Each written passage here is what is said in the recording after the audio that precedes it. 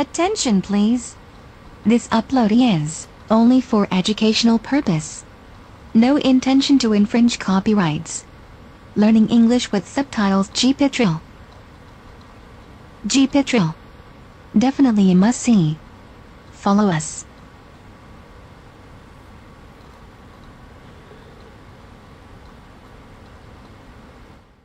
We know are cast by light, but shadow people are creatures of the dark, on the prowl for victims, and one has plagued Cody Lilly since he was young. Forked lightning. In the middle of the night, I woke up just freezing. Just had this really tight feeling in my chest. Standing in the far corner of the room, there it was, staring at me. Had faintly glowing red eyes, and it was darker than the darkness around it. So I sat there just scared, staring at this thing pretty much all night. Throughout high school, I saw it regularly, always in the same area, always looked the same. The wide, flat-brimmed hat, the red eyes. He saw the Shadow Man so often, he named it the Cowboy.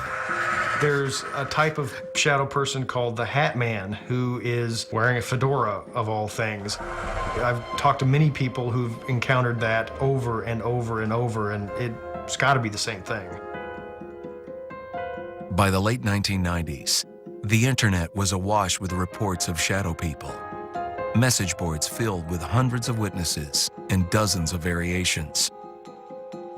In cultures around the world, scary, shadowy beings are a staple. The ancient Hebrews believed in death shadows that stalk the underworld. In Islam, the supernatural jinn can be a companion or a killer in the shadows. The object of Cody Lilly's fear fits one of the prevailing patterns. Tall, dark figure, wide-brimmed hat, pursuing its victim relentlessly. Well, after I graduated high school, I moved out, went to college. There's a huge span of time where it just wasn't there. But in the back of my mind, I was always waiting for it to show up again. Just when he thought the dark shadows of his past were behind, they struck again. I was driving around in my car. I heard a loud noise coming from the engine. Steam started spewing out. So I pulled over into the apartment parking lot that I was living at the time. Had no idea what was going on. And so I'm on the phone, sitting in the driver's seat, broad daylight. And then I see something move out of the corner of my eye. And there's my cowboy. He bends down to look at me and knocks on the window. I was completely terrified. I was shaking, and then it just dissolved, like a film reel was blowing apart. It was insane. I think it came back saying, hey, I haven't left you. I'm still around. I'm still watching. It's been 2 years since that day in the parking lot. Cody lives with his wife in their home outside of Kansas City. He still dreads the Shadow's next visit. Every night when I go to bed, you still look at the shadows just waiting for it to pop out. A shadowy figure in a hat with glowing red eyes. A country road. Beyond it, farm buildings. A red van passes. Just a few miles across town from Cody, another Maryville family was also waging a battle against these shadow forces. Brandon White, his wife, and 2 sons lived a happy life together.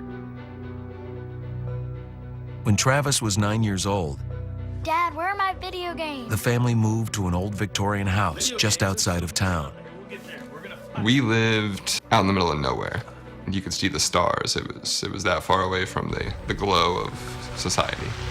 Dad, I'm gonna go see my new room. Travis was the oldest son, a cheerful, spirited child that loved to read.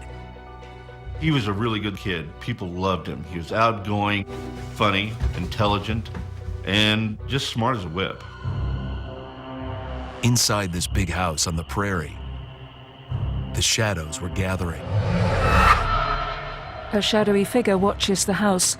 The little boy's bedroom door opens as he sleeps. We actually were seeing strange goings-on around the house.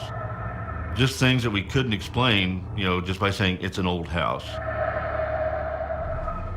The little boy stirs in bed. It's like that feeling of there's something watching you, or there's something out of place. I woke up in the middle of the night, had a strange feeling, and I looked at the foot of my bed, and I saw a figure, a very shadowy figure. Dad! It felt very real. Dad! I was just scared. Dad!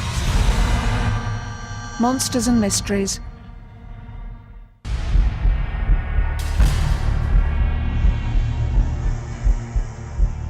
In Maryville, Missouri, there are rumors about shadow people. When I was a child, around 8 or 9 years old, I saw shadow people in my room. They would walk through my room at night, and they seemed to be the type that were walking from point A to point B, and they didn't pay any attention to me. It terrified me, but they didn't pay attention to me. They can go from that degree to the degree to where they've actually been known to take possession of people. One night, 9-year-old Travis White woke up to this sinister world of shadows. I was scared. I was inconsolably scared. I had no idea what was going on, and I couldn't even rationalize why. The shadow people experience is as real as you're sitting in a room talking with someone. They're looming over the bed or leaning through a doorway. They have blood red, blazing eyes, and they seem to elicit an unnatural fear in people. Young Travis comes downstairs to his father. Dad, I saw the shadow again. My dad told me it was probably a bad dream.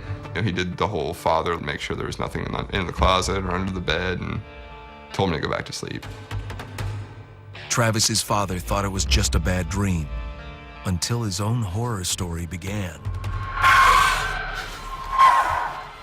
I started seeing full-figure shadow people walking around the house. And I didn't know what to make of it. I thought maybe I was seeing things, because I really didn't know how to explain that. As the years went by, Brandon didn't want to alarm his son.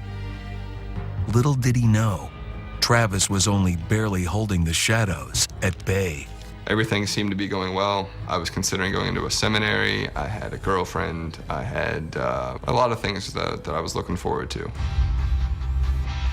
He looks around his room.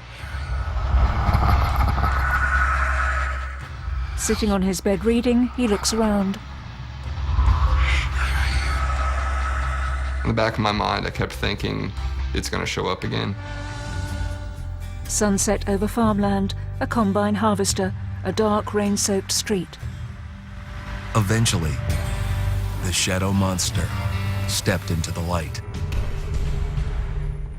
He's asleep on his bed when a shadowy figure enters the room. He sits up. When I was 17 years old, I would wake up and his face would kind of be there.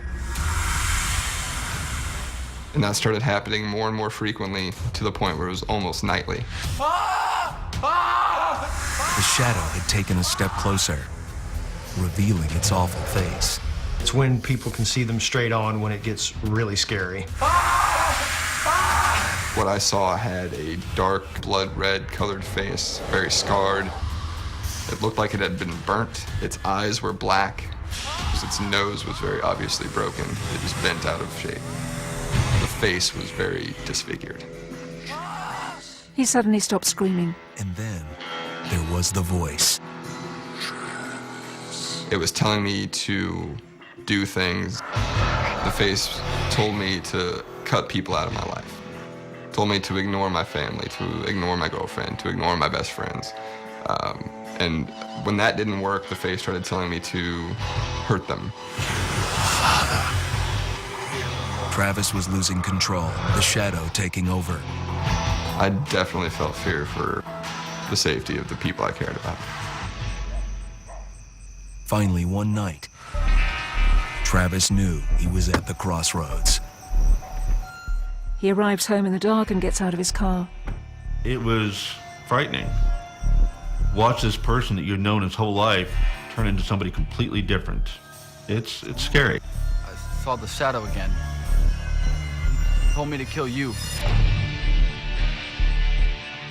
And all of a sudden, you could just see his eyes fixate. I could literally see the blood rush from his face.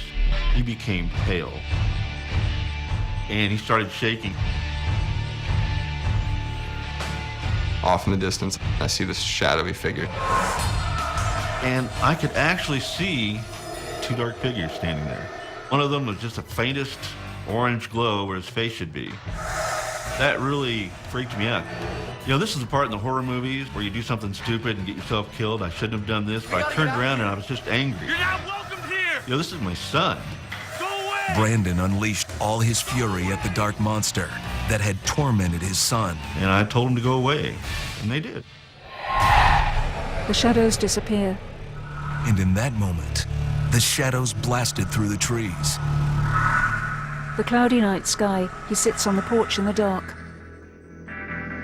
Part of me is afraid of the face coming back with that kind of strength, but at the same time, I feel like if I beat it once, I can beat it again. I don't think you can ever get rid of these things. You know, they're still out there. And the possibility exists that, you know, if you're not careful at any time, you could open yourself up to them. He walks out of his house.